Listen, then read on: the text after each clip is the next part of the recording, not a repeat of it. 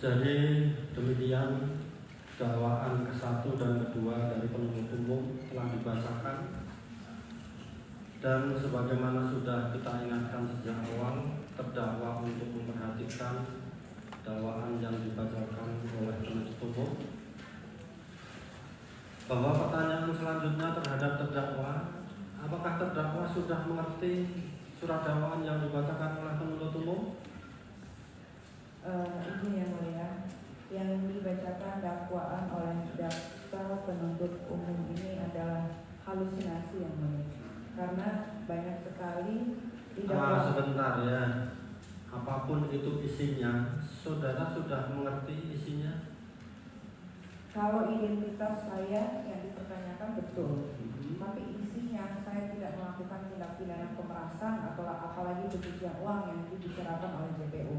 Karena banyak sekali perkataan. Artinya begini ya, terlepas saudara melakukan atau tidak, nanti akan kita buktikan.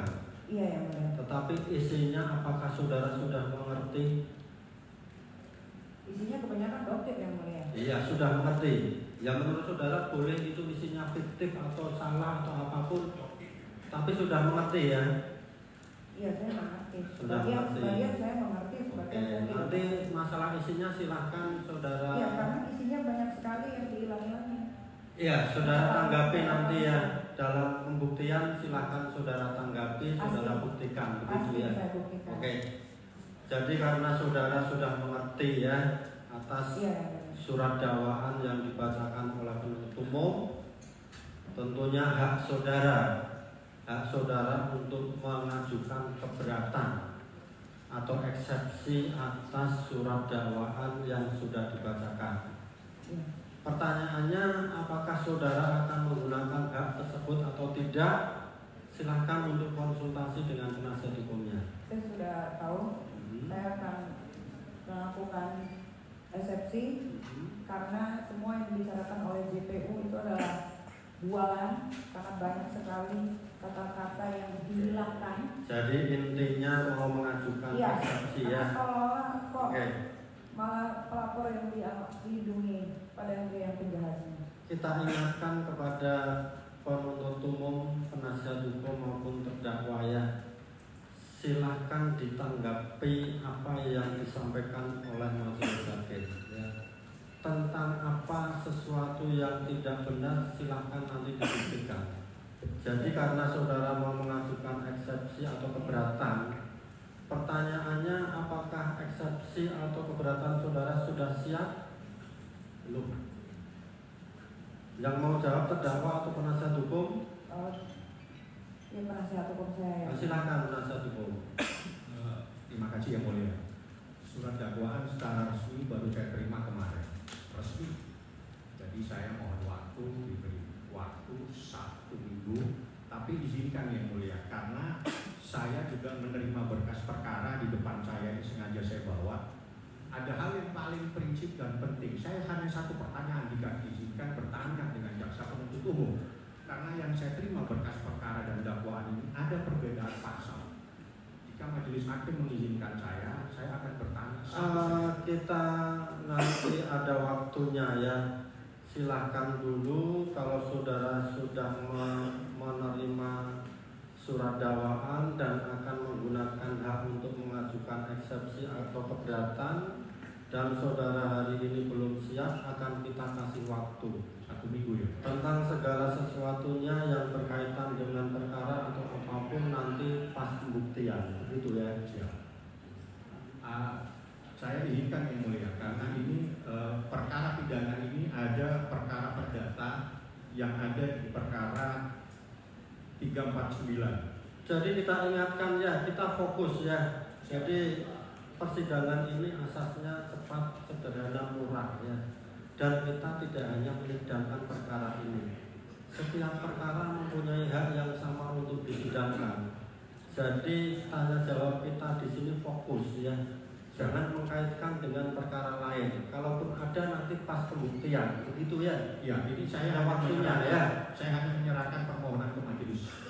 Permohonan apa? Ya ini saya bacakan, kalau diizinkan, kalau tidak saya serahkan dalam bentuk tertulis, sudah siap permohonannya.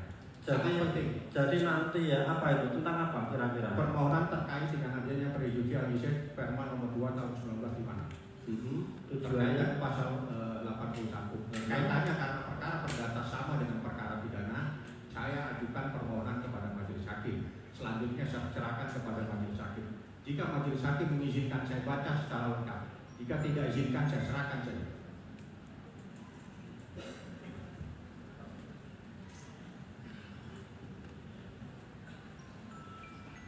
Jadi majelis sudah musyawarah ya, silahkan dituangkan semuanya nanti dalam keberatan ya. Ya, tapi Atau apapun menurut saudara ya.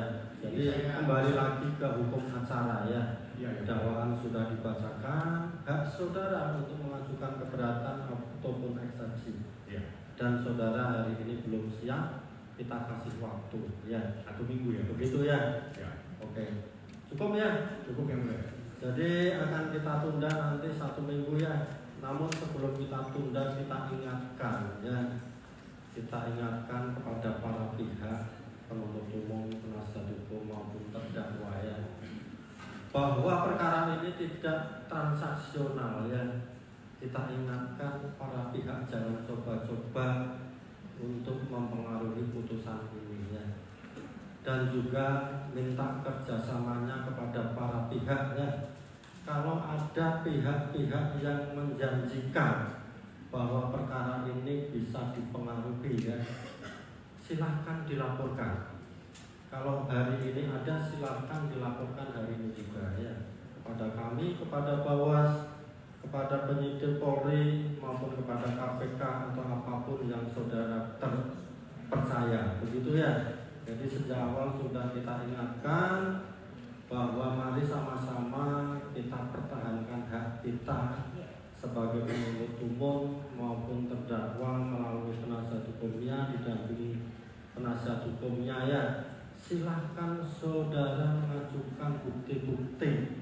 Dari bukti itulah nanti kita temukan fakta dan kita akan menemukan kebenaran. Begitu ya. Kalau memang saudara tidak bersalah akan kita bebaskan. Kalau saudara terbukti tentunya akan kita jatuhi pidana. Begitu ya. Ya, mudah-mudahan hukum tegak lurus, tidak sesuai pesanan, tapi memang keadilan. Amin. Begitu ya. Amin. Jadi saya sampaikan juga bahwa